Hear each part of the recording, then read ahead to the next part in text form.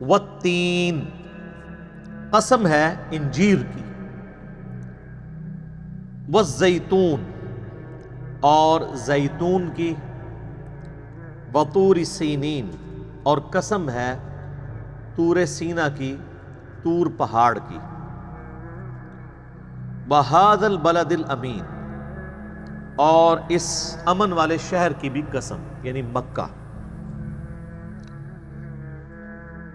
4 قسمیں اللہ تعالیٰ نے یاد فرمائی ہیں اس کے سٹارٹ میں۔ قسم کے جو احکامات ہیں اس کے اوپر میں نے ڈیٹیلڈ ایک لیکچر دیا ہے، مسئلہ نمبر 68۔ اس میں نے بتایا کہ غیر اللہ کی قسم کھانا اسلام میں حرام ہے۔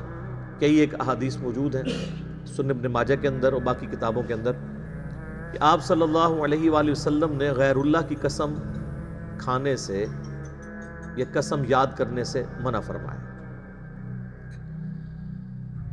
لیکن قرآن حکیم کا اسلوب یہ ہے کہ اس میں اکثر اللہ تعالیٰ قسمیں یاد فرماتا ہے اپنی مخلوقات کی۔ تو اس کی توجیہ یہ بیان کی جاتی ہے کہ اللہ تعالیٰ جو قسمیں یاد فرماتا ہے اس میں امپلائیڈ ہوتا ہے کہ جن چیزوں کی قسمیں یاد کی جا رہی ہیں دراصل ان کے خالق کی قسم کھائی جا رہی ہے جس نے یہ چیزیں پیدا فرمائی ہیں۔ نمبر 2، اللہ تعالیٰ نے جو قسمیں قرآن میں یاد فرمائی ہیں ان قسموں میں اپنی مخلوقات کو گواہ کیا ہے کہ یعنی یہ چیزیں گواہی دے رہی ہیں۔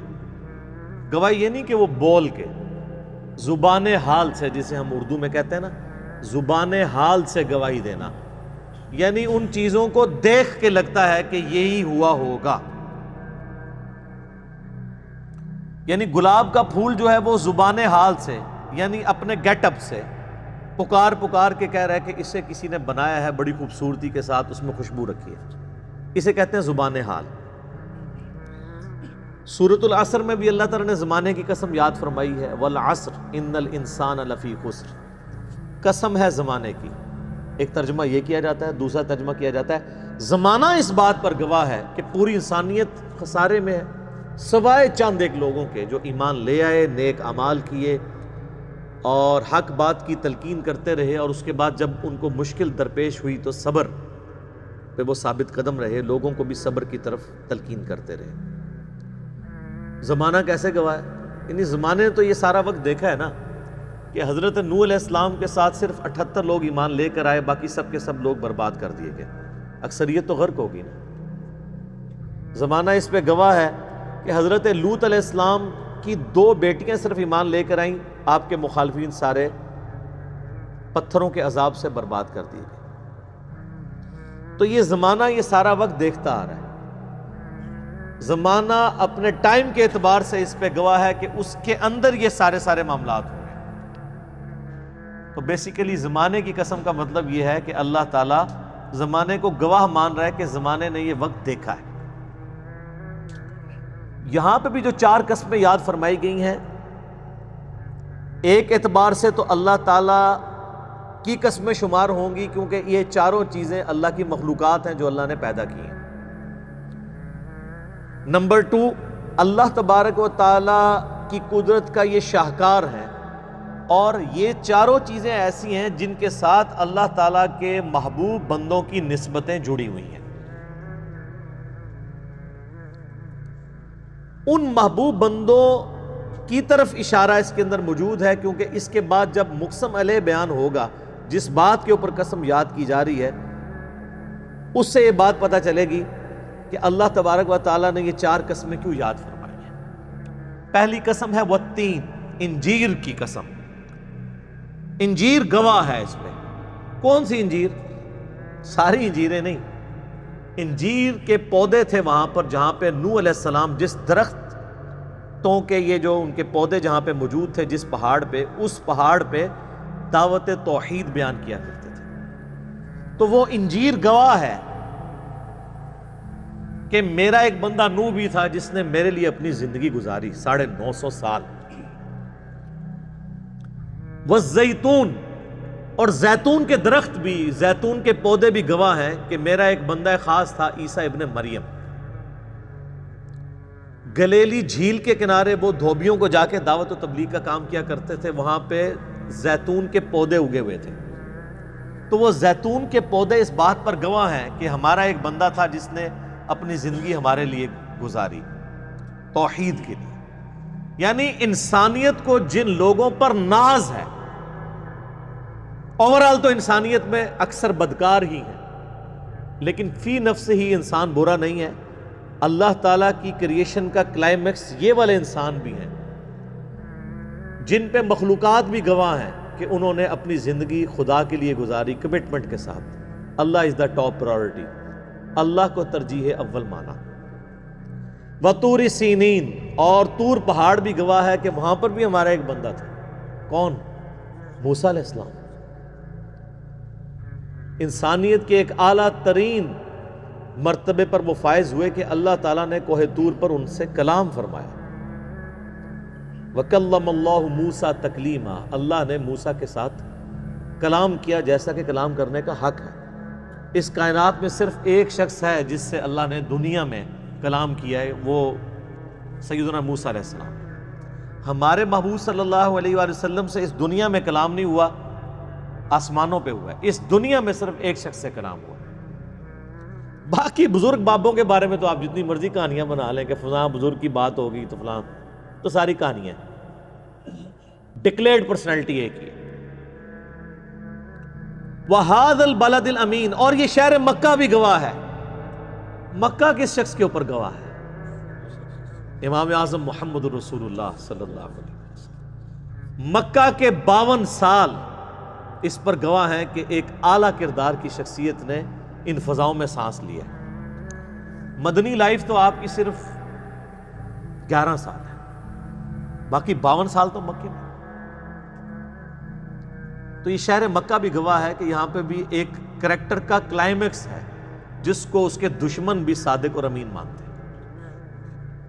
تو یہ 4 کی 4 قسمیں ان شخصیات کے ساتھ جڑی ہوئی ہیں کہ پوری انسانیت اگرچہ اپنی اکثریت کے اعتبار سے گمراہی کے راستے پر ہے، لیکن پھر بھی اللہ تعالیٰ نے اپنے ایسے بندے پیدا کیے ہیں جو اپنی زندگی خدا کے لیے گزارتے ہیں، چاہے وہ نوح علیہ السلام ہو انجیر کے درختوں کے پاس اللہ کی دعوت توحید بلند کرنے کے لیے، یا عیسیٰ ابن مریم ہو زیتون کے پودوں کے پاس گلیلی جھیل کے کنارے دھوبیوں تک اپنی دعوت پہنچانے والے۔ ان دھوبیوں کو بات سمجھ آ گئی۔ آپ دیکھ لیں کہ عمار ابن یاسر کو بات سمجھ آ گئی، ابو جہل کو سمجھ نہیں آئی۔ جو سمجھنا چاہے گا اس کو سمجھ آئے گی نا۔ اور چاہے وہ طور سینا پر ہم سے ملاقات کا شرف حاصل کرنے والے سیدنا موسیٰ علیہ السلام ہو، یا شہر مکہ میں بے داغ زندگی گزارنے والے سیدنا و مولانا امام اعظم محمد رسول اللہ صلی اللہ علیہ وآلہ وسلم ہو، یہ چاروں کی چاروں شخصیات اس بات پر گواہ ہیں، ان کا کریکٹر اس کے اوپر گواہ ہے۔ کس بات پہ؟ لَقَدْ خَلَقْنَا الْإِنسَانَ فِي أَحْسَنِ تَقْوِيمٍ، کہ ہم نے تو انسان کو بڑی بہترین اٹھان کے اوپر اٹھایا تھا، پیدا فرمایا تھا۔ انسان فی نفس ہی برا نہیں تھا، بڑی پرفیکشن تھی اللہ تعالیٰ نے اس کو جو بنایا، اگرچہ اس کے اندر اچھائی اور برائی دونوں کا مادہ رکھ دیا، فَأَلْهَمَهَا فُجُورَهَا وَتَقْوَاهَا، لیکن جو اچھائی اور برائی کی تمیز دی ہے، اگر اس کو کوئی یوز کر کے اللہ کے راستے پر آنا چاہے تو یہ ممکن ہے، جس پہ یہ 4 بڑے بڑے بندے تو گواہ ہیں جنہوں نے اپنی زندگی اللہ کے لیے گزاری۔ بے شک ہم نے انسان کو پیدا کیا ہر اعتبار سے اعتدال کے اوپر، بڑی پرفیکشن، اور انسان تو اللہ تعالیٰ کی کریشن کا کلائمیکس ہے جی۔ کائنات میں کوئی مخلوق انسان جیسی نہیں ہے۔ اس روئے ارض پہ 2 ملین سپیشیز دریافت ہو چکی ہیں ابھی تک، انسانوں کی اور جانوروں اور پودوں کی 2 ملین، 20 لاکھ سے زیادہ سپیشیز ہیں، اور ایک ایک سپیشیز کی تعداد آگے اربوں میں، انسان ہی 7.5-8 ارب ہونے والے ہیں، باقی آپ مخلوقات تو چھوڑ دیں۔ ان ساری مخلوقات میں چاہے وہ پودے ہوں، چاہے جانور ہوں یا اور مخلوقات ہوں، اللہ تعالیٰ کی کریشن کا کلائمیکس وہ انسان ہے۔ وما خلقت الجن والانس الا لیعبدون، اسی لیے اللہ نے فرمایا میں نے جنوں اور انسانوں کو اپنے لیے پیدا کیا کہ وہ میرے تابع فرمان رہیں، میری عبادت کریں، صرف مجھے مانے نا، میری مانے۔ جنوں اور انسانوں کے علاوہ ہر مخلوق چاہتے ہوئے یا نہ چاہتے ہوئے اللہ کی اطاعت میں بغاوت نہیں کر سکتی۔ جنوں اور انسانوں کو اختیار ہے، اس اختیار کو استعمال کر کے چاہے تو بغاوت کی زندگی گزاریں، چاہے تو تابع فرمان ہو جائے، لیکن پھر اینڈ ایک جیسا ہونے والا نہیں ہے، اینڈ مختلف ہوگا۔ یہ اب آپ کی مرضی ہے، انا ہدیناہ السبیل اما شاکرا و اما کفورا، ہم نے تو ہدایت کا راستہ دکھا دیا، اب تمہاری مرضی ہے، چاہے شکر گزاری کی روش اختیار کرو، خواہ ناشکری کی روش اختیار کرو۔ ہم نے جو راستہ دکھانا تھا وہ دکھا دیا، اب تمہاری مرضی۔ تو انسان کو ہم نے پیدا تو بہت زبردست کیا تھا، اپنی کریشن کا کلائمیکس بنایا تھا۔ اب اگر سائنٹیفکلی آپ چیزیں دیکھنا شروع کریں، انسان کے اندر جو اللہ نے کوالٹیز رکھی ہیں وہ تو نہ ختم ہونے والی چیزیں ہیں، آپ گھنٹوں اس کے اوپر بول سکتے ہیں۔ لیکن یہاں پہ چونکہ روحانی پہلو ڈسکس ہو رہا ہے کہ اللہ نے انسان کو اپنے لیے بنایا تھا، ساری کائنات انسان نے اللہ کے لیے بنائی ہے اور انسان کو اپنے لیے بنایا، بڑی بہترین اٹھان پہ اسے اٹھایا تھا، لیکن ثم رددناہ اسفل سافلین، اس کے بعد یہ پست ترین حالت کی طرف لوٹا دیا جاتا ہے۔ اس کے دو معنی ہو سکتے ہیں، ایک تو فزیکل معنی ہے کہ انسان جوانی تک پہنچتا ہے اور الٹیمیٹلی بڑھاپے کی رذیل عمر کو پہنچ جاتا ہے، لیکن یہاں پر جس چیز کی طرف اشارہ ہے وہ یہ چیز نہیں ہے، یہاں پہ اشارہ اس چیز کی طرف ہے کہ اللہ نے انسان کو بنایا تو بہت زبردست تھا، وہ اللہ کا راستہ اختیار کر سکتا تھا، لیکن وہ خود ہی گراوٹ کے اندر جا کے گر جاتا ہے۔ ثم رددناہ اسفل سافلین، لیکن سارے نہیں گرتے، الا الذین آمنوا، سوائے ان لوگوں کے جو ایمان لے آئے، وعملوا الصالحات، اور نیک اعمال اختیار کر لیں، وہ ان کی استثناء موجود ہے۔ فَلَهُمْ أَجْرٌ غَيْرُ مَمْنُونَ، ایسے لوگوں کے لیے تو نہ ختم ہونے والا اجر ہے، ہمیشہ کی جنتیں ان کا مقدر ہونے والی ہیں، جو ایمان لیں اور نیک اعمال اختیار کریں۔ فَمَا يُكَذِّبُكَ بَعْدُ بِالدِّينِ، پس کون جھٹلا سکتا ہے اے نبی علیہ السلام آپ کی اس دعوت حق میں آپ کو جزا اور سزا کے معاملے میں؟ یعنی اللہ تعالیٰ نے اس کائنات کو ایک مقصد کے لیے پیدا کیا ہے، یہ تو ہو ہی نہیں سکتا کہ اس کا اینڈ جزا اور سزا کے سلسلے میں نہ ہو، کہ دنیا میں جس نے گناہ کی زندگی گزاری ہے اس کا بھی انجام وہی ہو اور نیکوکاری کی زندگی گزارنے والے کا بھی انجام وہی ہو، یہ تو ہو ہی نہیں سکتا۔ کیوں؟ الیس اللہ باحکم الحاکمین، کیا اللہ سب حاکموں سے بڑا حاکم نہیں ہے؟ تو کیا مطلب ہوا اس بات کا کہ دنیا میں معمولی سا حاکم بھی یہ ڈیسیژن کرتا ہے کہ اپنے ماننے والوں کو نوازتا ہے اور اپنے نافرمانوں کو سزا دیتا ہے، تو اللہ تعالیٰ تو سب سے بڑا حاکم ہے۔ تو اس کا الٹیمیٹ نتیجہ یہ ہے کہ وہ بھی اپنے تابع فرمان لوگوں کو جنت دے گا اور اپنے نافرمانوں کو جہنم میں ڈالے گا۔ اللہم اجرنا من النار، آمین۔ الیس اللہ باحکم الحاکمین۔ اب دیکھیں ہمارے امام مسجد، ہمارے قراء، ہمارے علماء، ہمارے خطباء یہ سورۃ التین اکثر تلاوت کرتے رہتے ہیں، لیکن آپ نے یہ جو 15-20 منٹ میں سورہ تین سنی ہے، آپ مجھے بتائیں اس سورہ تین کا کیا لینا دینا ہے اس سورہ تین کے ساتھ جو آپ نمازوں میں سن رہے ہوتے ہیں؟ ایون پڑھنے والے کو بھی نہیں پتا وہ کیا پڑھ رہا ہے۔ الیس اللہ باحکم الحاکمین، یہ آیت تو سب کو پتا ہے، اس کے اندر کیا قیامت مضمر ہے کہ اللہ کیا سب حاکموں سے بڑھ کر حاکم نہیں ہے؟ جب وہ سب حاکموں سے بڑھ کر حاکم ہے تو اس کا الٹیمیٹ نتیجہ ہے کہ دنیا کے معمولی سے حکمران بھی اپنے ماننے والوں کو نوازتے ہیں اور اپنے نافرمانوں کو سزائیں دیتے ہیں، اور جو اس کائنات کا حاکم ہے وہ اسی طریقے سے چھوڑ دے گا۔ یہ مطلب ہے اس کا، ایک جیسا انجام نہیں ہونے والا۔ اللہ کے ماننے والوں کا اور اللہ کی ماننے والوں کا اور اللہ کی نہ ماننے والوں کا. صرف اللہ کو ماننا کافی نہیں ہے، اللہ کی ماننا ضروری ہے. اب میرے بھائیو، اگلی سورت بڑی مشہور سورت ہے، سورۃ العلق.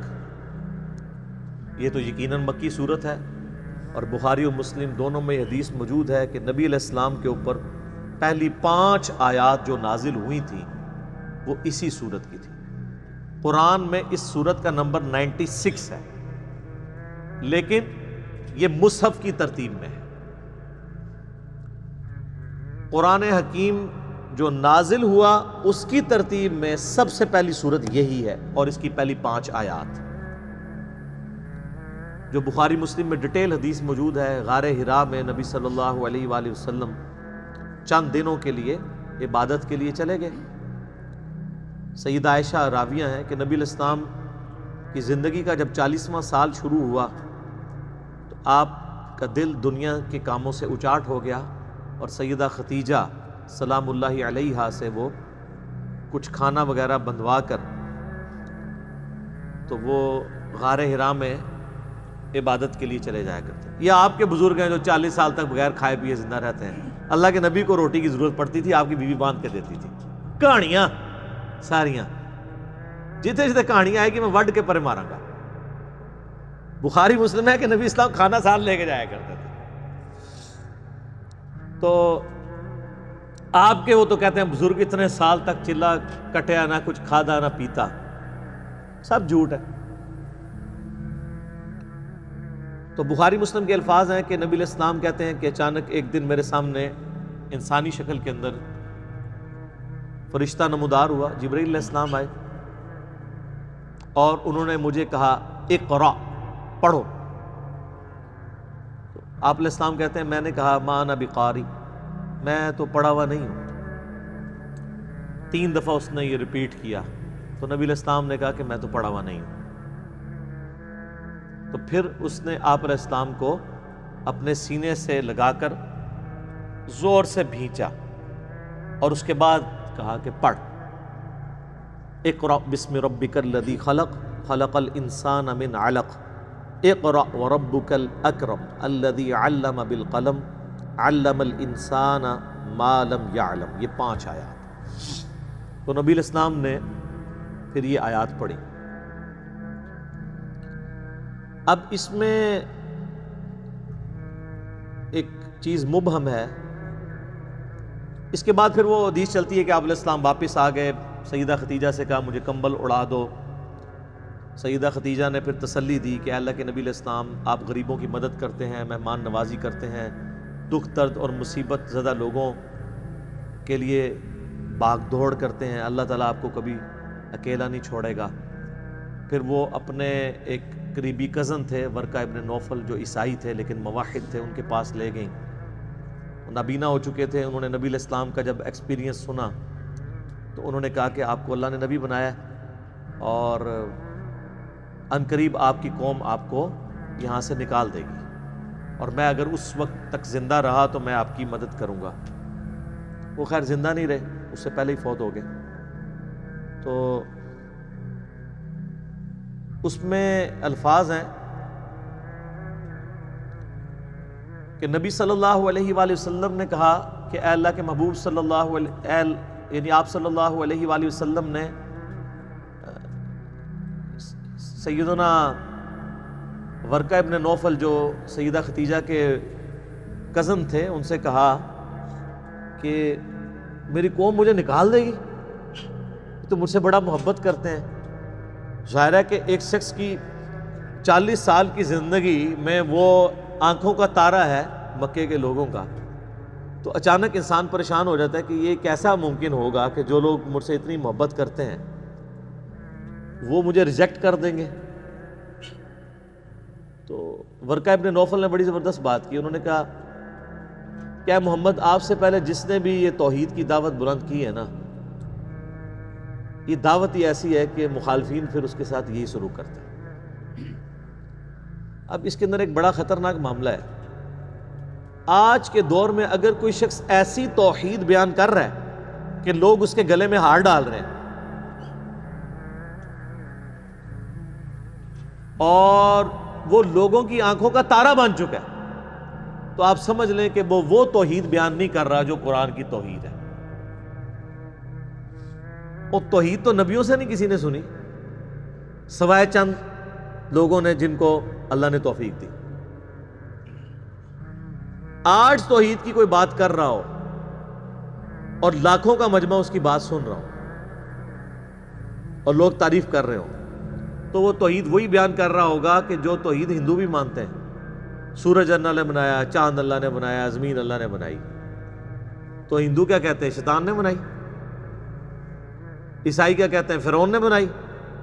یہودی کیا کہتے ہیں؟ نمرود نے بنائی۔ نہیں، سارے کہتے ہیں اللہ نے بنائی۔ لیکن جیسے ہی وہ یہ کہے گا نا کہ اللہ کے علاوہ کسی کو مدد کے لیے نہیں پکارنا، یہ جو لوگ قبروں میں دفن ہیں، جن کو آپ جا کے اپنی حاجتیں پیش کرتے ہیں، یہ کچھ نہیں کر سکتے۔ ساتھ ہی آپ دیکھیں وہ لاکھوں کا مجمع جو ہے نا چند درجنوں پہ آ جائے گا اور اس شخص کی پٹائی بھی شروع ہو جائے گی، کیونکہ یہ توحید تو کسی نے سننی نہیں ہے۔ یہ وہ ننگی تلوار ہے کہ جس سے سب بھاگتے ہیں۔ بہرحال اس میں ایک جو چیز ابہام والی تھی وہ یہ تھی کہ نبی صلی اللہ علیہ وآلہ وسلم کو جو 3 دفعہ فرشتے نے کہا کہ آپ پڑھیے، تو آپ نے فرمایا کہ میں پڑھا ہوا نہیں ہوں۔ اس میں میرے خیال ہے ڈاکٹر اسرار صاحب رحمہ اللہ تعالیٰ کا موقف ٹھیک ہے، مولانا مودودی رحمہ اللہ کا بھی یہی موقف ہے کہ یہ جو پہلی وحی ہے نا، یہ کسی تختی کی شکل میں لکھی ہوئی نبی علیہ السلام کو دکھائی گئی ہے۔ جب بھی آپ نے انکار کیا ہے پڑھنے سے، ورنہ تو چھوٹی عمر کا بچہ بھی ہو، اس کو کہا جا کہ پڑھ، جو میں پڑھ رہا ہوں میرے پیچھے پیچھے کیا ہے اور تیری زبان میں ہے، تو بچہ بھی پیچھے پیچھے دہرا دے گا، وہ مسئلہ ہے۔ اور ایک شخص کی عمر 40 سال ہے اور اس کو فرشتہ آ کے کہتا ہے کہ جو میں پڑھتا ہوں پیچھے پیچھے پڑھو، تو اس میں تو کوئی مشکل نہیں ہے۔ یقیناً وہ زبانی کلامی پڑھنے کی بات نہیں کر رہے تھے، بلکہ کوئی لکھی ہوئی چیز جو سامنے موجود تھی۔ جب بھی آپ علیہ السلام نے کہا ما انا بقاری، میں پڑھا ہوا نہیں ہوں، یعنی میں پڑھنا نہیں جانتا۔ یہ تو سورۃ العنکبوت میں ہے نا کہ اے نبی علیہ السلام، اس قرآن کے نزول سے پہلے نہ تو آپ دائیں ہاتھ سے کچھ لکھ سکتے تھے، نہ کسی کتاب میں کوئی چیز پڑھ سکتے تھے، ورنہ یہ چیز کافروں کو شک میں مبتلا کر دیتی کہ یہ قرآن آپ نے خود گھاڑ لی۔ نبی علیہ السلام کا امی ہونا یہ آپ کا معجزہ تھا۔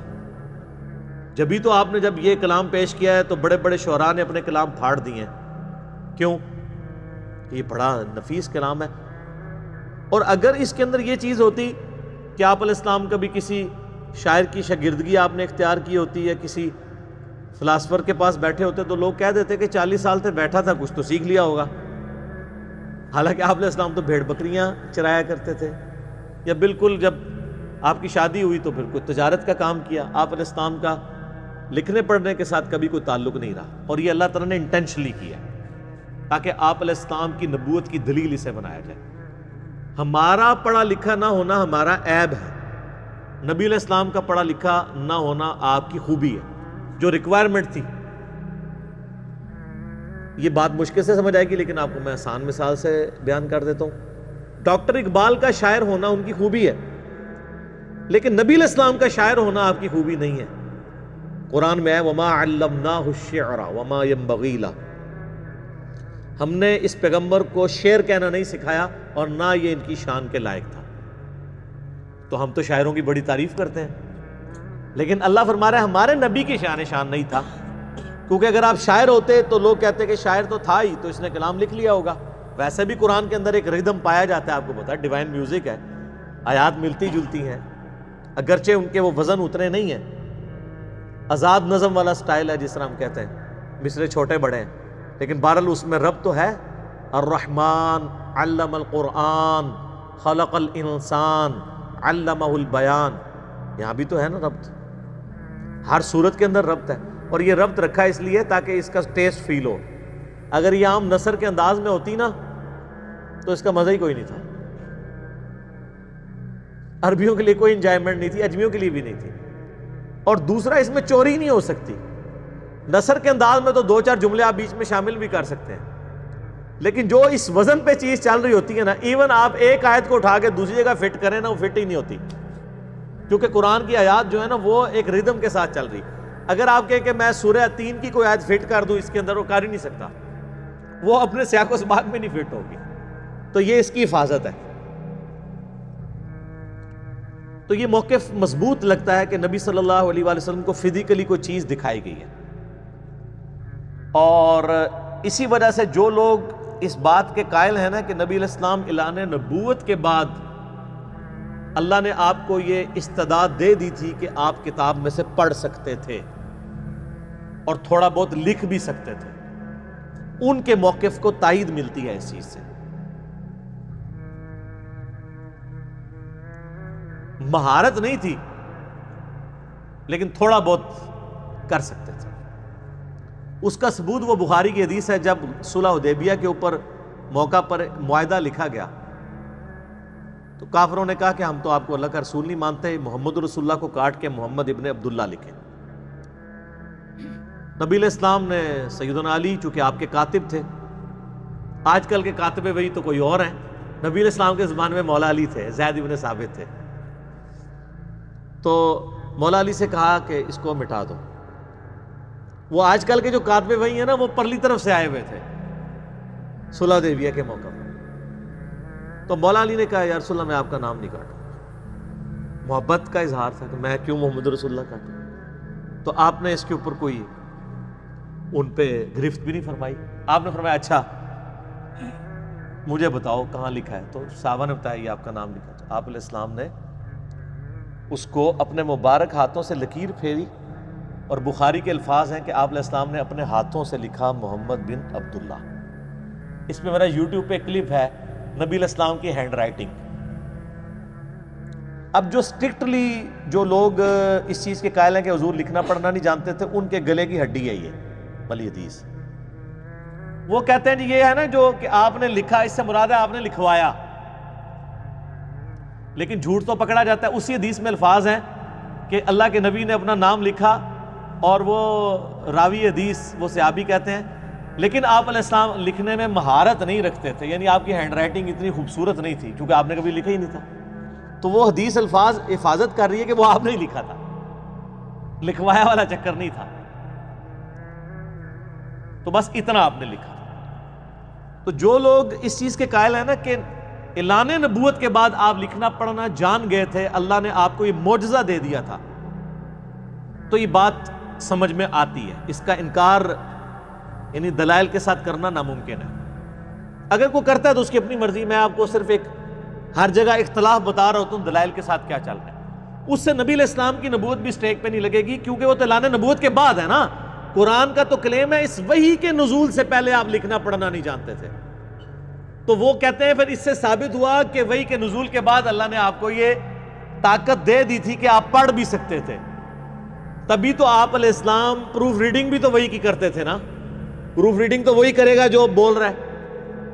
پروف ریڈنگ کے 2 طریقے ہیں کہ آپ نے کوئی وہی لکھوائی، پھر آپ نے کہا پڑھو کیا لکھا ہے، اور وہ اس نے پڑھ کے سنائی، اور دوسرا یہ کہ آپ خود دیکھیں گے کیا لکھا ہے اس نے. تو دونوں طریقے سے پروف ریڈنگ ہوتی ہے. لہٰذا میرا موقف یہ ہے کہ اگر کوئی یہ موقف رکھتا ہے تو یہ موقف بھی دلیل کے ساتھ ہے کہ نبی علیہ السلام وحی کے نزول کے بعد لکھنا پڑھنا جانتے تھے، اگرچہ اس میں مہارت نہیں تھی. تو یہ جو ہے نا اقرأ بسم ربک الذی خلق، پڑھ اپنے رب کے نام سے، تو بیسیکلی پڑھنے سے مراد یہ نہیں تھا کہ میرے پیچھے پیچھے پڑھ، ورنہ تو آپ پہلی دفعہ ہی پڑھ لیتے. یار آپ خود سوچیں، آج بھی آپ کسی 10-12 سال کے بچے کو گئے کہ بیٹا میں جو آپ کی اردو زبان میں بولتا ہوں میرے پیچھے پیچھے پڑھ، تو وہ بھی پڑھ دے گا. تو 40 سال کا انسان جو فصیح اللسان ہو، اس کو ایک شخص کہہ رہا ہے پڑھ، اور وہ آگے سے کہ میں پڑھ ہی نہیں سکتا، تو اس کا مطلب یہ ہے کہ وہ سامنے لکھی ہوئی چیز. اور پھر جو چوتھی دفعہ بخاری مسلم کے الفاظ ہیں کہ فرشتے نے آپ کو سینے سے لگایا اور پھر جب چھوڑا تو کہا پڑھ، تو پڑھ لیا. وہ سینے سے لگا کے اللہ تعالیٰ نے جبرائیل کے ذریعے پڑھنے کی استعداد آپ علیہ السلام میں ٹرانسفر کر دی. سمجھ آ گئی بات؟ اللہ کے لیے تو ممکن نہیں ہے نا، ناممکن نہیں ہے نا یہ چیز، ایک لمحے میں کسی کو سکھا سکتا ہے. اسی لیے تو میں بار بار کہتا ہوں کہ آپ کہتے ہیں نا ہمارے بزرگ جو ہیں وہ کشف کے ذریعے دل کا حال جان لیتے ہیں تو اللہ تعالیٰ ان کو 2 منٹ میں سکھا دے. میں اپنا میکینیکل انجینئرنگ کا فارمولہ لکھ کے دیتا ہوں, کو دنیا کا بابا اس کو دیکھ کے پڑھ کے بتا دے, کہتے ہیں دل کے حال جان لیتا ہے. یہ تو سارے ٹھوس ہو جاتے ہیں. بھئی کشف کا اللہ کو تو میکینیکل انجینئرنگ آتی ہے نا, تو آپ کو تو ہم یہی چیک کریں گے نا. دل کا حال تو دور کی بات ہے نا, پرانی بات ہے, دیکھ کے پڑھ دے, نہیں پڑھ سکتے. تو پھر آپ علیہ السلام نے یہ وہی پڑھی. آپ یہ دیکھیں زبردست آیات ہے. یہ سورت تو یعنی شاہکار ہے عربی لنگوسٹک کا بھی, اور اس کے اندر کتنے اہم مضامین ڈسکس ہوئے ہیں, خصوصاً پہلی 5 آیات. بسم اللہ الرحمن الرحیم. اقرأ بسم ربک الذی خلق. اے نبی پڑھیے اپنے رب کے نام کے ساتھ جس نے ہر چیز کو پیدا کیا. ساری مخلوقات کا پیدا کرنے والا اللہ, چاہے وہ پازیٹو مخلوقات ہے خواہ نیگیٹو مخلوقات ہے, خالق اللہ ہی ہے. شیطان کو بھی اللہ نے پیدا کیا ہے, انبیاء کو بھی اللہ نے پیدا کیا, فرشتوں کو بھی اللہ نے پیدا کیا, جانوروں کو بھی اللہ نے پیدا کیا. اس رب کا نام لے کر پڑھیں جو ساری مخلوقات کا پیدا کرنے والا ہے.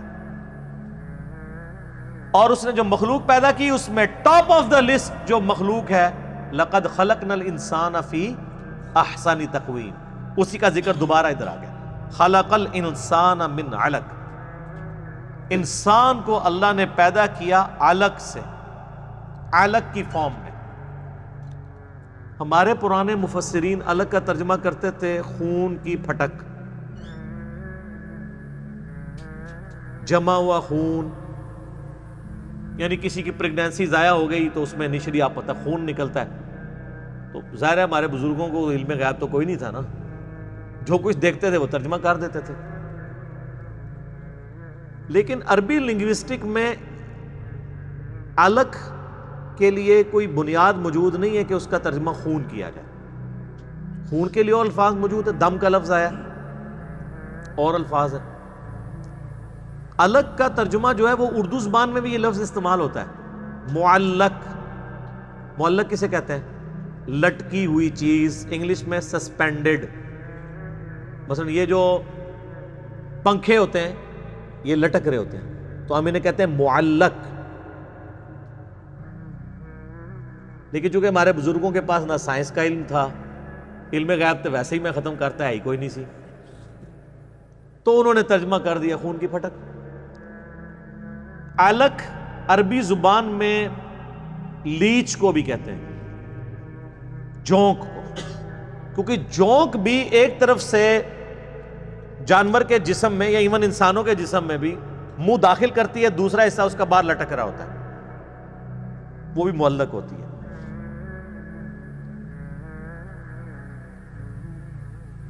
اور تیسرا ترجمہ اگر کسی نے خون کی پھٹک کرنا ہے تو وہ ضرور کر لے. بہرحال یہ قرآن کا معجزہ ہے کہ یہ تینوں معنی بیک وقت علق لفظ کے اندر موجود ہے. پروفیسر کیتھ مور مسلمان ہوئے تھے اسی بات کے اوپر, اور انہوں نے باقاعدہ کتاب بھی لکھی, اور انہوں نے کہا مجھے یہ بات ماننے میں کوئی آر نہیں ہے کہ قرآن کا سورس ڈیوائن ہے, کیونکہ جس پیریڈ آف ٹائم میں ہسٹری کے اندر قرآن نازل ہوا ہے انسان کو یہ بات نہیں پتا تھی. یہ تو 1980 کے بعد 1980 کے بعد لوگوں کو پتا چلا ہے الیکٹرانک مائکروسکوپ کے ذریعے کہ جو ایمبریو ماں کے پیٹ میں جب انیشل شکل میں ہوتا ہے جنین, تو وہ جونک کی شکل کا ہوتا ہے فزیکلی بھی دیکھنے میں, اور وہ رحم مادر میں یوٹرس آف مدر کی دیوار کے ساتھ چپکا ہوا ہوتا ہے, اور اس سے انیشل خوراک بھی حاصل کرتا ہے. سسپینڈڈ بھی ہوتا ہے, اس کی شکل بھی جونک کی ہوتی ہے. باقاعدہ انہوں نے پھر باقاعدہ وہ پکچرز لگائی ہیں, اور ریاض کے اندر جو انٹرنیشنل کانفرنس ہوئی تھی اس کے اندر انہوں نے اسلام بھی قبول کر لیا تھا. آج بھی ان کی کتابیں امریکہ کے اندر یعنی آپ ٹیکسٹ بک کے طور پہ ایمبریولوجی کی فیلڈ میں پڑھائی جاتی ہیں, پروفیسر کیتھ مور. تو یہ بیک وقت اس کا ترجمہ صحیح. اس لیے اب جب جدید جو مترجمین ہیں نا وہ ترجمہ اس کا یہی کرتے ہیں. آپ ڈاکٹر اسرار صاحب رحمہ اللہ تعالیٰ کا بیان القرآن سنیں گے نا تو انہوں نے اس کا ترجمہ خون کی پھٹک نہیں کیا, ہم نے جونک نما ایک چیز کی شکل میں پیدا کیا جو رحم مادر میں چپکی ہوئی تھی. سر اتنا لمبا جو جملہ ہے عربی میں ایک لفظ کے اندر کور ہے, علق. یہ فصاحت ہے نا عربی کی. اقرأ وربک الاکرم, پڑھیے اپنے رب کے نام کے ساتھ جو بڑا کریم ہے. یعنی وہ سراپا کرم ہے, وہ فنیٹک نہیں ہے. دنیا میں بادشاہ ہوتے ہیں نا جن کو کسی کو سزا دے کے مزہ ملتا ہے. اللہ کی جو رحمت ہے اس کے غضب پہ بھاری ہے. کتب علی نفسہ الرحمہ, اللہ نے تو اپنے لیے لکھ لیا ہے کہ میں نے ہر حال میں رحم ہی کرنا ہے, ہر حال کے اندر. اور بخاری و مسلم حدیث ہے, اللہ تعالیٰ نے مخلوقات کی پیدائش سے پہلے اپنے پاس عرش پہ یہ عبارت لکھ لی تھی کہ میری رحمت میرے غضب پہ سبقت لے جائے گی. یہ رحمت اور غضب برابر بھی ہوتے تو ہمارے لیے مصیبت تھی. اللہ کی رحمت اس کے غضب پر سبقت لے جانے والی. یعنی اللہ آخری درجے تک انسانوں کو ڈھیل دیتا ہے. تو یہاں اللہ کا تعارف کروایا جا رہا ہے, وہ تو بڑا کرم کرنے والا ہے. ہم تو مائل با کرم ہیں, کوئی سائل ہی نہیں. آپ کرم سمیٹنے والے تو ہوں. وہ بخشش, معافی, جنت دے کر خوشی محسوس کرتا ہے, کسی کو عذاب دے کر خوشی محسوس نہیں کرتا, جیسا کہ اس کی شان کے لائق ہے. الذی علم بالقلم, وہ اللہ وہ ہے جس نے قلم کے ذریعے علم سکھایا ہے.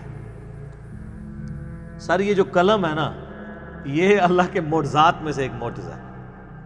پوری انسانی ہسٹری کا جو علم ہے وہ قلم کے ذریعے سیو ہوا ہے. آپ اندازہ لگائیں اس کی امپورٹنس کا کہ اللہ تعالیٰ نے قرآن حکیم میں پہلی 5 آیات جو نازل کی اس میں اس قلم کا ذکر ہے. اور جامعہ ترمذی میں صحیح سند کے ساتھ حدیث ہے, اللہ کے محبوب صلی اللہ علیہ وآلہ وسلم فرماتے ہیں اللہ تعالیٰ نے سب سے پہلے قلم کو پیدا کیا اور اس کے بعد قلم کو حکم دیا کہ لکھ جو کچھ ہو چکا اور لکھ جو قیامت تک ہوگا. تو اس نے ساری تقدیر لکھ دی. اچھا, اس حدیث کے ساتھ کھلواڑ کیا ہے مختلف لوگوں نے. صوفیاء نے یہ کھلواڑ کیا, انہوں نے کہا کہ سب سے پہلے اللہ نے نبی علیہ السلام کو پیدا کیا. اب جب ان سے حدیث مانگتے ہیں تو حدیث تو کوئی نہیں ہے. وہ کہتے ہیں مصنف عبدالرزاق کا ایک چیپٹر تھا جو گم گیا, وہ اب مل گیا. اب جب ملا ہے تو اس کی ہینڈ رائٹنگ بھی, اس کی سیاہی بھی, اس کا کاغذ بھی آج کے زمانے کا ہے. اور مصنف عبدالرزاق 1200 سال پہلے لکھی گئی ہے. اور اس میں جی حضرت جابر علیہ السلام کہتے ہیں کہ نبی صلی اللہ علیہ وآلہ وسلم نے فرمایا, جابر بن عبداللہ رضی اللہ تعالیٰ عنہ علیہ السلام, کہ اللہ تعالیٰ نے سب سے پہلے جو ہے وہ تیرے نبی کے نور کو پیدا کیا, پھر اس سے باقی چیزیں پیدا کی. جبکہ ترمذی کی حدیث ہے کہ سب سے پہلے اللہ نے قلم کو پیدا کیا. تو وہ کہتے ہیں جی دیکھیں نا جی, قلم کو پیدا کر کے حکم دیا کہ لکھ جو ہو چکا اور جو ہوگا. تو اس بات کا ثبوت ہے کہ قلم سے پہلے بھی کچھ ہو چکا تھا اور وہ نبی علیہ السلام تھے. اس کا جواب میں نے ان کو دیا ہے کہ قلم کو جب پیدا کر کے کہا گیا نا لکھ جو ہو چکا, اس ہو چکنے سے مراد قلم کا خود پیدا ہونا تھا, کیونکہ قلم پہلے پیدا ہوا, بعد میں اس نے لکھنا شروع کیا. آپ نے کہانی خود سے بنا لی ہے. اور دوسری طرف اہل حدیث کے لیے بھی یہ مصیبت ہے حدیث, کیونکہ ان کا موقف یہ ہے کہ سب سے پہلے اللہ تعالیٰ نے عرش کو پیدا کیا, جو مانتے ہیں. اور کچھ تو ایسے بیوقوف ہیں وہ تو عرش کو بھی مخلوق نہیں مانتے, غیر مخلوق مانتے ہیں. غیر مخلوق وہ کہتے ہیں جی وہ اللہ کی صفت ہے. اللہ کی صفت عرش نہیں ہے, اللہ کی صفت عرش پر مستوی ہونا ہے, جیسا کہ اس کی شان کے لائق ہے. عرش تو مخلوق ہے, کیوں؟ قرآن میں وَهُوَ رَبُّ الْعَرْشِ الْعَظِيمِ, وہ رب عرش عظیم کا مالک ہے. تو اللہ اس کا رب ہے, عرش کا, عرش مخلوق ہے. تو شیخ ناصر البانی نے سلسلہ حدیث صحیحہ میں, اگرچہ وہ اہل حدیث سلفی عالم تھے, محدث اعظم البانی اور سعودیہ کے, انہوں نے یہ حدیث لکھ کے صوفیاء کا رد بھی کیا ہے اور اہل حدیث کا رد بھی کیا ہے. اور اہل حدیث سے مراد امام ابن تیمیہ کا, کیونکہ ابن تیمیہ نے کہا تھا حوادث کی کوئی ابتدا نہیں ہے, یعنی جب سے اللہ ہے اس وقت سے مخلوق بھی ساتھ چل رہی ہے. کیونکہ اس وقت آپ کو پتہ ہے وہ لوگ پیدا ہوئے تھے جو منطق اور فلسفے کو لے کے چلتے تھے ان کے سوالوں کے جواب دینے لگے. اور جب منطق اور فلسفے کے لوگوں نے پوچھنا شروع کیا کہ اچھا اللہ نے پہلی مخلوق اگر قلم کو پیدا کیا تو اس سے پہلے کون سی مخلوق تھی؟ تو کہا کوئی نہیں. تو وہ انہوں نے کہا اچھا اس کا مطلب پہلے اللہ ویلا بیٹھے ایسی. نعوذ باللہ، یعنی اللہ پہلے فارغ تھا. اب شیخ یعنی ابن تیمیہ نے اس کا جواب دینے کے لیے انہوں نے کہا نہیں، اللہ جب سے ہے تب سے ہی اللہ تعالیٰ مخلوقات کو بھی پیدا فرما رہا ہے. حوادث کی ابتدا کوئی نہیں ہے جیسے اللہ کی ابتدا کوئی نہیں. اب یہ تو کفر کی طرف بات چلی جائے گی، کیونکہ اللہ ہی ہے جس کی ابتدا نہ ہو، باقی تو ہر چیز کی ابتدا ہے. تو اس کے اوپر پھر شیخ ناصر الالبانی نے ان کے اوپر گرفت کی. اور جب ہم نے صرف پبلک کو بتایا گرفت، تو یہ کہتے ہیں انہوں نے ابن تیمیہ کو کافر کہہ دیا. آگے رزلٹ خود نکال لیا انہوں نے. اور ابن تیمیہ کو روئیں کہ وہ یہ بات کیوں کر کے گیا. اور شیخ البانی نے خود لکھا ہے سلسلہ احادیث صحیحہ میں، کاش ابن تیمیہ یہ نہ لکھتے تو ہمارے دل میں ان کے لیے یہ بات نہ آتی کہ انہوں سے اتنا بڑا بلنڈر ہو گیا. پھر وہ سال لکھتے ہیں کہ یہ سچ کہا ہے امام مالک نے کہ اس کائنات میں کوئی ایسا شخص نہیں جس کی ہر بات مقبول ہو سوائے اس شخص کے جس کی قبر مدینے میں ہے. یعنی نبی صلی اللہ علیہ وسلم ان کی قبر کی طرف اشارہ کر کہتے تھے نا، اس شخص کے علاوہ کوئی ایسا شخص نہیں ہے جس سے اختلاف نہ ہو سکتا. تو یہاں بھی ابن تیمیہ سے مس ہینڈل ہو گیا معاملہ. تو اللہ نے قلم کو پیدا کیا، قلم سب سے پہلی مخلوق ہے اللہ کی، پلس قلم کو اللہ تعالیٰ نے علم کا ذریعہ بنایا، علم کو سیو کرنے کا. اسی لیے دیکھیں نبی علیہ السلام بھی وہی لکھوایا کرتے تھے. احادیث بھی لکھ کے سیو ہوئی ہیں حضور کے زمانے میں چھوٹے پیمانے پہ، لیکن بعد میں بڑے پیمانے پہ. زبانی کلامی کام چل ہی نہیں سکتا. جن لوگوں کا یہ ماننا ہے نا کہ عملی تواتر اور سنت کافی ہے، حدیث کی ضرورت نہیں ہے، تو یہ ان لاجیکل ہے، قرآن کے بھی خلاف ہے. قرآن کہتا ہے الذی علم بالقلم، اللہ نے قلم کے ذریعے علم ٹرانسفر کیا ہے، علم سکھایا ہے. اگر احادیث نہیں لکھی جاتی تو آج دین کا جنازہ نکل چکا ہوتا. اللہ کا شکر ہے آج سے 1200 سال پہلے یہ کتابیں لکھی گئیں. آج سے 1200 سال پہلے کا زمانہ نبی علیہ السلام کے زمانے سے 200-250 سال کا زمانہ بنتا ہے. اس وقت محدثین نے یہ محسوس کیا کہ ابھی اتنی تبدیلیاں آنا شروع ہو گئی ہیں، تو جو ہمیں صحابہ تابعین سے حدیثیں مل رہی ہیں صحیح سند کے ساتھ، ان کا ریٹن ریکارڈ رکھ لیا جائے، ورنہ جو آگے زمانہ جائے گا یہ اور اس میں تبدیلیاں لوگ داخل کریں گے. امام مسلم کا مقدمہ پڑھیں، وہ کہتے ہیں 100 کے قریب تابعین ایسے تھے جن کی نیکوکاری پہ بھی اتفاق تھا اور اس پہ بھی اتفاق تھا کہ حدیث ان سے نہیں لینی، حدیث کے قابل ہی نہیں ہے. نیک ہے نا لیکن حدیث نہیں لینی، کیونکہ ہر جھوٹ سچ بیان کر دیتے ہیں. آج بھی آپ دیکھیں بڑے بڑے نیک لوگ ہیں، ایسی ایسی حدیثیں بیان کرتے ہیں دنیا کسی حدیث کی کتاب میں نہیں لکھی ہوئی، لوگ سبحان اللہ کہہ رہے ہوتے ہیں سامنے بیٹھ کے. یہ شروع سے ایسے. تو امام مسلم نے پھر کہا کہ میں یہ کوشش اسی لیے کر رہا ہوں کہ میں ایسی کتاب لکھ جاؤں کہ تاکہ صحیح احادیث ایک جگہ میں کمپائل کروں. اور پھر انہوں نے یہ دعویٰ کیا تھا کہ لوگ 200 سال تک بھی لگے رہے نا تو میری اس کتاب جیسی کتاب نہیں بنا سکیں گے جتنی میں نے اس کے اوپر محنت کی. آج 1200 سال گزر گئے. یہ بھی امام مسلم کی کرامت ہے. ہوں تو 200 سال بولے سی 1200 سال، بلکہ اب تو آپ سمجھے ایک کنکلوڈ ہی ہو چکا ہے یہ ایشو.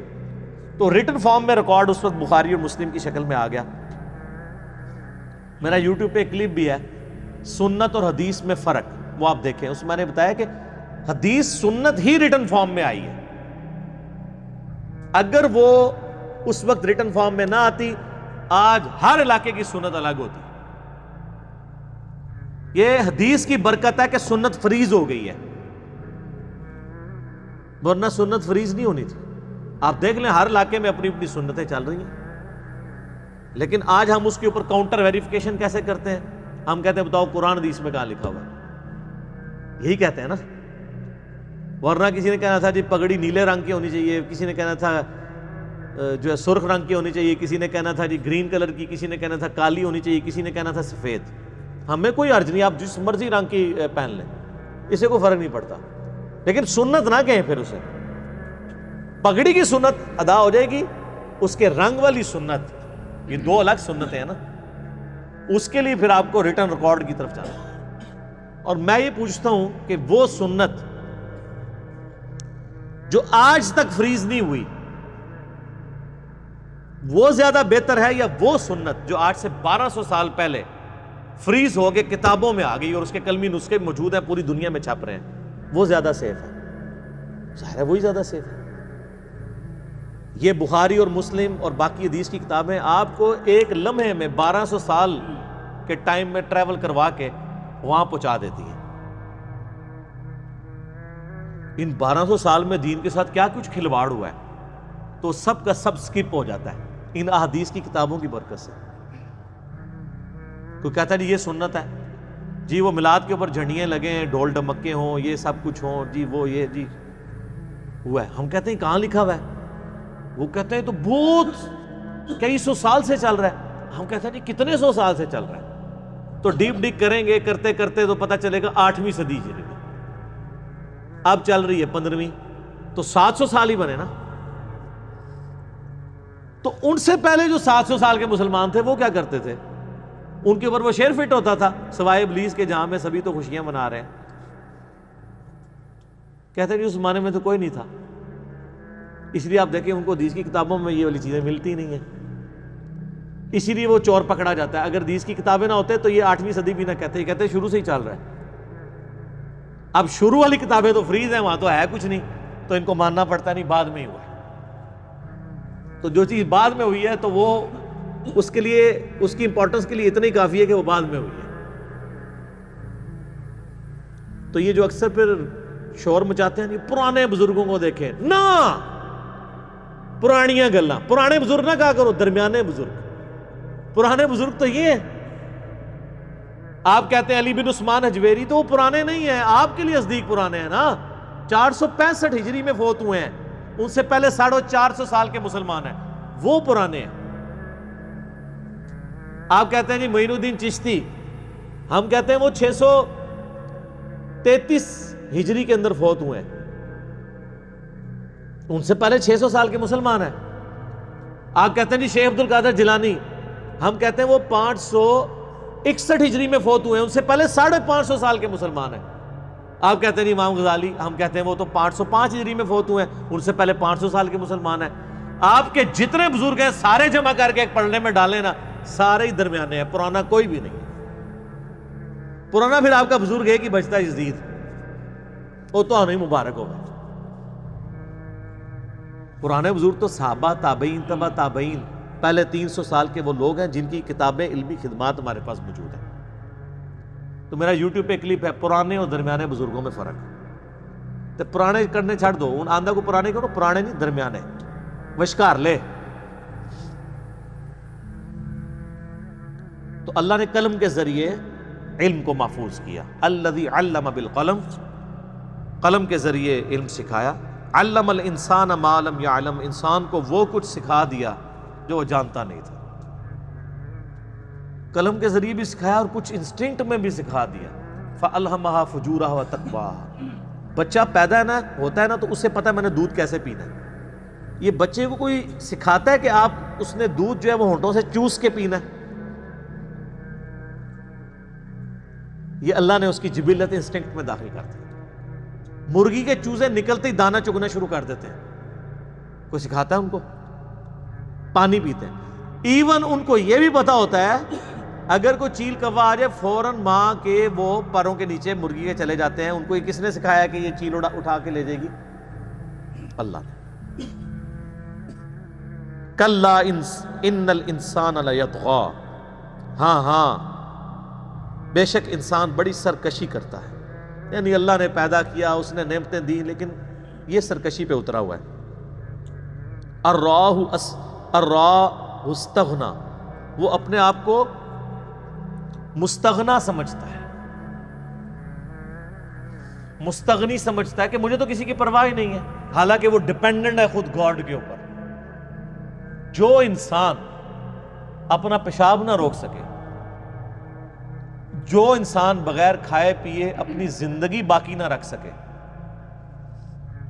جو انسان نیند کے بغیر اگلے 24 گھنٹے پرفارم نہ کر سکے، اور جو انسان اپنی موت نہ ٹال سکے، وہ انسان کیسے مستغنا ہو سکتا ہے یا مستغنی ہو سکتا ہے؟ یہ 4 کمزوریاں اللہ نے ہر مخلوق کے ساتھ لگا دی. نیند، کھانا پینا، اور اس کے بعد پھر پیشاب. اور سب سے بڑی کمزوری کہ انسان مر جاتا ہے، موت ٹال نہیں سکتا. یہ 4 چیزیں اللہ نے محتاج بنا کے انسان کو یہ میسج دے دیا ہے کہ تو کسی کے اوپر ڈیپینڈنٹ. اور یہ اتنی بڑی چیز ہے، اس لیے تو اللہ فرماتا ہے لا تأخذہ سینۃ ولا نوم. اللہ کو نہ اونگ آتی ہے نہ نیند آتی ہے. تم تو 24 گھنٹے میں ایک دفعہ سو نا، اگلے 24 گھنٹے میں بڑے سے بڑا ذہین، بڑے سے بڑا فتین، بڑے سے بڑا طاقتور بندہ، آپ جس کو کہنا یہ دنیا میں بہت طاقتور انسان ہے، اس کو 24 گھنٹے سونے نہ آپ دیں، اس کے بعد دیکھیں ایسے گرتا پڑتا ہوگا. ایسے ہی ہوگا نا. یہ اوقات ہے انسان کی. روٹی پانی بند کر دیں تو ساری بزرگی نکل جائے گی اس کی، اور اس سے زیادہ بزرگی نکالنی ہے تو پانی پلا کے اسے شربت 3-4 شکنجوی کے جگ ڈیش ڈیش ڈیش کر دیں، اس کا پیشاب روک دیں، اور پھر دیکھیں اس کی کیسی بزرگی ہے. بزرگی سے بھی توبہ کرے گا، چھالا مار کے توبہ کرے گا، کہے گا توبہ میری میں نہیں سمندر روکیا، میں تو پیشاب بھی نہ روک سکتا. کہتے ہیں سمندر روکا ہے فلاں بزرگ نے، کوئی بزرگ اپنا پیشاب نہیں روک سکتا. یہ انسان کی کمزوری ہے. ان الی ربک الرجعی، یقیناً اے انسان تجھے پلٹ کے اپنے رب کے پاس جانا ہے. اپنے آپ کو مستغنی نہ سمجھ، تو ڈیپینڈنٹ ہے اس کے اوپر. ارایت الذی ینہا، اے نبی کیا تم نے اس شخص کو دیکھا جو منع کرتا ہے، عبدا اذا صلی، اللہ کے ایک بندے کو جب وہ نماز پڑھ رہا ہے اس کو منع کرتا ہے. یہ ابو جہل کے بارے میں واقعہ ہے. یہ واقعہ بخاری اور مسلم دونوں میں آیا کہ ابو جہل نے نبی علیہ السلام کے اوپر پابندی لگا دی تھی کہ تم اب حرم میں اگر نماز پڑھو گے نا تو میں اپنے پاؤں کے نیچے تمہاری گردن دے دوں گا. نعوذ باللہ. یہ بخاری میں آتا ہے، مسلم میں بھی. تو ظاہر نبی علیہ السلام نے تو باز نہیں آنا تھا. آپ علیہ السلام چلے گئے. جب نماز آپ نے شروع کی تو ابو جہل جو ہے وہ سجدے کی حالت میں آپ علیہ السلام کے قریب بڑھا تاکہ آپ کے سر مبارک کو اپنے ناپاک قدموں کے نیچے کچلے. تو بخاری مسلم کے الفاظ ہیں، وہ بھاگ کے پیچھے ہٹ گیا. تو ساتھیوں نے پوچھا کیا ہوا؟ اس نے کہا کہ جب میں ان کے قریب ہوا تو میرے ان کے درمیان ایک بہت بڑی خندق حائل ہو گئی. بہت بڑا گڑھا مجھے نظر آیا، میں ادھر تک پہنچ نہیں سکا.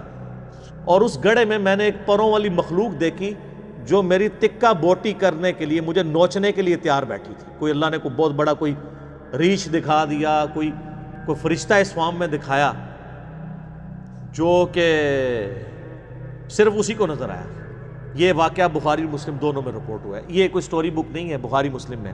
اور اسی کی طرف اشارہ ہے کہ دیکھو یہ منع کرتا ہے نماز پڑھنے سے. ارائیتا ان کان علی الہدی، بھلا دیکھو تو اگر وہ ہدایت پر ہو یا پرہیزگاری کا حکم دیتا ہو تب بھی اسے نماز پڑھنے سے روکتا ہے. یعنی نبی علیہ السلام کیا کسی کا لیتے تھے؟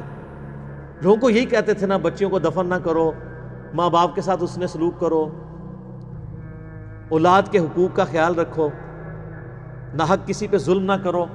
تو وہ شخص تو پرہیزگاری کی باتیں کرتا ہے اور یہ کہتے ہیں ہم نماز نہیں اسے پڑھنے دیں گے حرم میں. او امر بالتقوی، یا وہ پھر تقوی کا حکم دیتے ہیں کہ اللہ سے ڈرو، جس نے تمہیں پیدا کیا ہے اس کی نافرمانی نہ کرو. ارائیت ان کذب وتولی، آپ نے دیکھا کہ اگر اس نے جھٹلایا اور غرو گردانی کی، یعنی یہ اب مخالف کی بات ہو رہی ہے. الم یعلم بان اللہ یرا، تو اس نے کیا یہ نہیں جانا کہ اللہ اس کو دیکھ رہا ہے؟ کہ اتنے بڑے وہ جملے بول رہا ہے کہ میں اس کو نماز نہیں آپ پڑھنے دوں گا، اس کی اپنی اوقات کیا ہے اور وہ اتنے بڑے بڑے جملے بول رہا ہے ہمارے پیغمبر کے بارے میں. کلا، خبردار، لئن لم ینتہی لنسفعا بالناصیہ، اگر وہ اپنی روش سے باز نہ آیا تو ہم ضرور اسے گھسیٹیں گے پیشانی کے بالوں سے. اور میں نے بتایا بخاری مسلم میں آیا کہ وہ اس کو پروں والی مخلوق نظر آئی اور وہ گڑھا نظر آیا. ناصیۃ کاذبہ، وہ پیشانی جو جھوٹی اور خطا کار ہے. فلیدعو نادیہ، پس وہ بلا لے اپنے ہم نشینوں کو، جس کو مدد کے لیے بلانا چاہتا ہے بلا لے. جب ہم اسے پکڑیں گے تو کچھ چھڑا نہیں سکے گا. تو وہ تو خیر بڑا سمجھدار تھا نا. آپ کو پتا ہے ابو الحکم اس کا نام تھا، حکمت کا باپ. اس نے پھر کوشش ہی نہیں کی. جب وہ آگے بڑھا تو بخاری مسلم کے الفاظ ہیں، ایک گڑھا نظر آیا، صحیح مسلم میں زیادہ ڈیٹیل ملتی ہے، اور اس میں اس کو پروں والی مخلوق نظر آئی، وہ بھاگ گیا. اس نے پھر نبی علیہ السلام کے ساتھ بدتمیزی نہیں کی. اچھا کتنی حیران کن بات ہے، یہ کچھ دیکھ کے بھی ایمان نہیں لایا وہ. ہائے ہائے ہائے، یہ بات سوچنے والی ہے. تو آج بھی ایسے ہی ہو رہا ہے. آپ لوگوں کو قرآن حدیث دکھائیں، لوگ نہیں مانتے. تو پھر پریشان نہ ہوا کریں. پیغمبر کی موجودگی میں سمجھانے والا پیغمبر ہو, دکھانے والا اللہ ہو, پھر بھی بات سمجھنا ہے, تو ہم اگر کسی کو بخاری مسلم سے نماز کا طریقہ دکھا دیں اور وہ نہ مانے, کوئی ٹینشن والی بات نہیں ہے. نہ ہم پیغمبر سے زیادہ یعنی پرہیزگار یا کریکٹر والی شخصیت ہو سکتے ہیں, اور نہ اللہ سے بڑھ کے سمجھا سکتے ہیں. تو جن لوگوں کو ٹینشن پڑ جاتی ہے, جو بڑا سمجھائے لوگ نہیں سمجھتے, خزمانو کھان نہیں سمجھتے, دفاعوں. قرآن میں بار بار اس لیے وما علینا الا البلاغ, آپ کا کام صرف پہنچانا ہے, منوانا آپ کا کام نہیں ہے. سورہ بقرہ میں ہم آپ سے نہیں پوچھیں گے لوگ دوزخ میں کیوں چلے گئے, خود گئے ہیں, آپ کا کام صرف بتانا تھا, نہیں مانا تو جائیں. اللہ بے پرواہ ہے. بلا لے مدد کے لیے جس کو بلانا ہے. سندع الزبانیہ, ہم جہنم کے فرشتوں کو لے آئیں گے. وہ کوئی فرشتہ ہی تھا جو چیر پھاڑ کے لیے اس کو مخلوق کے طور پہ نظر آیا. کلا, ہاں لا تطع واسجد واقترب, اے نبی صلی اللہ علیہ وآلہ وسلم اس کی کوئی بات نہ سنیے, آپ اپنے رب کے حضور سجدہ کیجئے اور اپنے رب کے قریب تر قریب ہوتے چلے جائیے. آیت سجدہ ہے. اللہ اکبر. اس سجدے میں ماتھا زمین پہ رکھنا شرط نہیں ہے, ٹو باؤ ڈاؤن ہے. میں نے سجدہ تلاوت کے احکامات پہ مسئلہ 115 ڈیٹیل ریکارڈ کروایا ہے, جس میں میں نے کئی احادیث پیش کی ہیں صحیح بخاری سے. عبداللہ ابن عمر رضی اللہ تعالیٰ عنہ جب بیٹھے ہوتے تھے سواری پہ, بغیر وضو کے قرآن پڑھ رہے ہوتے تھے, اور اس دوران جب سجدہ آتا تھا تو بس صرف سر جھکا کے ٹو باؤ ڈاؤن کر لیتے تھے. اس کے لیے نہ تو وضو ہونا شرط ہے آیت سجدہ کے لیے, اور نہ زمین پہ ماتھا رکھنا شرط ہے, بس صرف سر تسلیم خم رکھ کرنا ہے, یہ کافی ہے. وہ اعلیٰ ترین درجہ ہے. ڈاکٹر اسرار صاحب رحمہ اللہ بیان القرآن کے دوران جب کبھی بھی آیت سجدہ آتی تھی تو وہ اپنی ویڈیو کو رکوا کے زمین پہ اتر کے سجدہ کرتے تھے. ظاہر ہے بیچارے انفیوں میں بیٹھے ہوئے تھے, تو انفی تو یہ مسئلے سمجھتے ہی نہیں ہیں, انہوں نے قرآن حدیث تو پڑھنا نہیں ہوتا. ابھی ہوتے تو میں ان کو ریکویسٹ کرتا کہ سر آپ بھی میری طرح یہ کام کرتے رہتے, کم از کم یہ مسئلہ تو لوگوں کو سمجھ آ جاتا. ٹھیک ہے, لوگوں نے تو سجدے سنبھال کے رکھے ہوتے ہیں. وہ میری دادی ماں بھی اکثر پوچھ رہے, میرے تے اینے قرآن ہوئے تے انہوں 14 نظر اینے سجدے نے میں کڈنے نے, وہ میں جی جتھے بہ کے پڑھ رہے ہوں دو تھی کڈ لیا کرو. اب بوڑھی عورت جو نماز بھی اشاروں سے پڑھتی ہوں یا کرسی پہ بیٹھ کے, ان کے لیے سجدے کڈنا, سجدے تھلے ہی جا کے کڈ دینے. حالانکہ یہ کوئی سنت نہیں ہے. سنت تو یہ ہے کہ جب آپ بیٹھے ہوئے ہیں تو آپ نے صرف سر جھکانا ہے. تو میں نے سجدہ تلاوت کے اوپر مسئلہ 115 ڈیٹیل سے ریکارڈ کروایا, تو اور اس میں میرا ایک کلپ بھی بنا تھا کہ پاکستانی کرکٹ ٹیم کے نکاح ٹوٹ چکے ہیں. کیونکہ حنفیوں کا موقف یہ ہے کہ اگر کوئی آیت سجدہ یا شکر کا سجدہ بغیر وضو کے کر لے تو یہ اللہ کی توہین ہے. تو اللہ کی توہین ہے تو کفر ہے, کفر ہے تو نکاح بھی ٹوٹ گیا. تو پاکستانی ٹیم تو جب کبھی جیت جائے بیچاری مشکل سے, زیادہ تر تو ہار ہی رہی ہے, تو وہ تو اسی ٹائم سجدے میں گرتے ہیں, سینچری کرے سجدے میں جاتے ہیں, تو وضو تو نہیں کیا ہوتا. تو میں نے اس پہ کہا تھا کہ پاکستانی ٹیم کے نکاح ٹوٹ چکے ہیں. ہاں جی, حنفیوں کے نزدیک ٹوٹ چکے ہیں. وہ بیچارے اگر خود حنفی ہیں تو ان کے نکاح ٹوٹ چکے ہیں جناب. تو اب یہ نہ ہو کہ آندھا وہ سجدہ کرنا ہی چھوڑ دیں, سجدہ آپ کریں, آپ کا مسئلہ غلط ہے. آیت سجدہ پہ سجدہ یا شکر کا سجدہ بغیر وضو کے ہو سکتا ہے, اور اس پہ قبلہ رخ ہونا بھی شرط نہیں ہے. ٹھیک ہے, اس کو چھوڑ دیں. اس سے بڑی چیز ہے بخاری مسلم میں کہ نبی علیہ السلام صرف فرض جو ہے زمین پہ ادا کرتے تھے, باقی ساری نماز ایون وتر بھی اور سنتیں, جس کو سنت موقدہ ہم کہتے ہیں, ویسے حدیث میں تو نوافل ہیں, وہ اپنی سواری پہ ادا کرتے تھے, اور اس چیز کی پرواہ نہیں کرتے تھے کہ سواری کس طرف مڑ رہی ہے, یعنی قبلے کا اہتمام بھی نہیں کرتے تھے. قبلے کی اہتمام کی شرط جو ہے وہ صرف فرض نماز کی ہے. ایک بندہ گاڑی میں بیٹھا ہے, بس میں بیٹھا ہے, ٹرین میں بیٹھا ہے, جدھر مرضی جا رہا ہے, وہ نفل جتنے مرضی پڑھے, اور وہ نفل بیٹھ کے پڑھنا سنت ہے وہاں پہ. یہ نہیں ہے کہ آپ نے 4 بندوں کی سیٹ خالی کرانی ٹرین میں, پوری برتھ خالی کرا کے لوگوں نے مصیبت ہی پا دینا ہے. بیٹھ کے نماز پڑھیں. اور ابو داؤد میں حدیث ہے, نبی علیہ السلام جب اونٹ پہ بیٹھ کے نماز پڑھ رہے ہوتے تھے تو رکوع اور سجدہ سر کے اشارے سے کرتے تھے. بس صرف قیام کر لیا, رکوع کے لیے اس میں الفاظ ہیں, رکوع کے لیے تھوڑا جھکتے اور سجدے کے لیے تھوڑا زیادہ, اور خود نہیں, صرف سر کا اشارہ. یہاں تو مسجدوں کے اندر انہوں نے کرسیاں رکھی ہوئی ہیں, وہ پورا سجدہ کرتے ہیں. یہ تو بدعت ہے. یہ کٹوائیں. سجدہ گاہ تو آپ سامنے رکھ ہی نہیں سکتے اس طریقے سے. بیٹھے ہوئے شخص نے جب نماز پڑھنی ہے رکوع اس نے یوں کرنا ہے اور سجدہ یوں, بس کمر بھی نہیں جھکانی, سر کے اشارے سے. کوئی شاید تو صحیح بھی دسی کسی نے. داڑیاں چٹیاں ہو گئی نے تہاڈیاں اللہ دے بندے ہو, تے اے تانوں کہانیاں کرا کرا کے پورا دین دا انہوں نے ہر شے پٹھی دسی تو. تو یہ آیت سجدہ تھی, اور آپ دیکھیں اس میں نبی علیہ السلام کو حکم دیا جا رہا ہے آپ سجدہ کریں اور اپنے رب کے قریب ہوتے جائیں. صحیح مسلم میں حدیث ہے, نبی صلی اللہ علیہ وآلہ وسلم نے فرمایا انسان اللہ تعالیٰ کے حضور نماز کی حالت میں سب سے قریب اپنے رب کے اس وقت ہوتا ہے جب وہ سجدے کی حالت میں ہوتا ہے, لہٰذا سجدے میں خوب دعائیں مانگا کرو. اور بخاری مسلم میں حدیث ہے جب یہ سورہ النصر نازل ہوئی نا, اذا جاء نصر اللہ والفتح, اس کے اینڈ پہ کیا آتا ہے کہ اے نبی علیہ السلام اپنے رب کے حضور استغفار کیجئے. تو جب یہ آیات نازل ہوئی تو بخاری مسلم کے الفاظ ہیں آپ علیہ السلام رکوع اور سجدے میں سبحان ربی العظیم سبحان ربی الاعلیٰ کے ساتھ یہ بھی پڑھا کرتے تھے سبحانک اللہم ربنا وبحمدک اللہم اغفر لی, یعنی یہ دعا مانگا کرتے تھے.